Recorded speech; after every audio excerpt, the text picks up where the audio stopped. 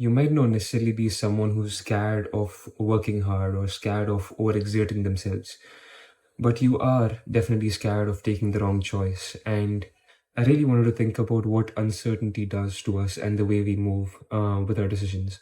This small fear that you have, it usually turns into like almost a form of control over what happens in your life.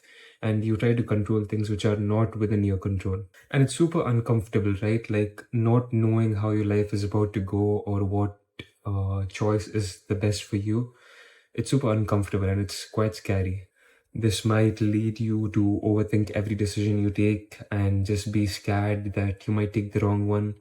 You might have the urge to plan everything before even taking a small step towards something. You think this really guarantees or like warrants success or things working out properly, but it really doesn't, because life is quite uncertain and you really never know what's coming around.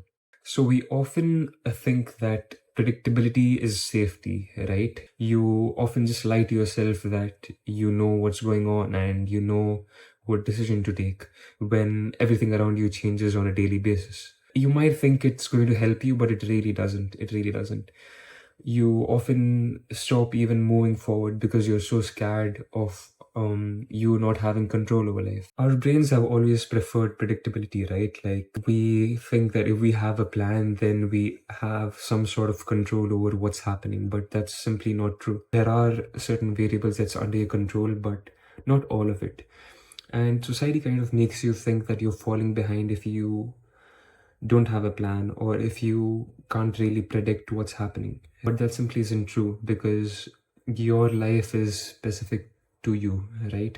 The problems you face, the things you go through, the things you learn, it's all specific to you. It's not that you learn this within a certain age or you are meant to have this within a certain age. You start delaying your actions. You start thinking that I'll follow my hobbies or my interests when I have this specific thing in hand.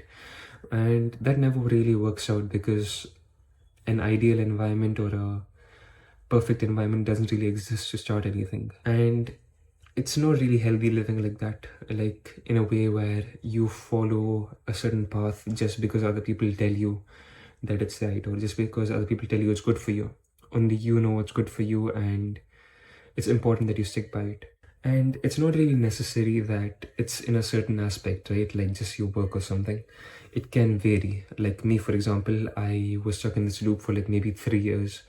I was so scared of doing something wrong or not having control over what's happening in my life that I stayed in friendships which were supposed to end much earlier.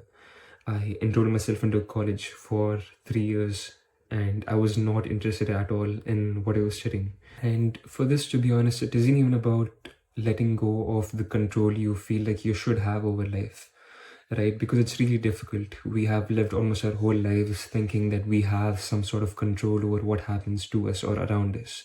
I mean, to a point we do. Uh, we can stop things from harming us any further. We can not choose something which would deviate us from the path we want to take. But past that, life is pretty unpredictable.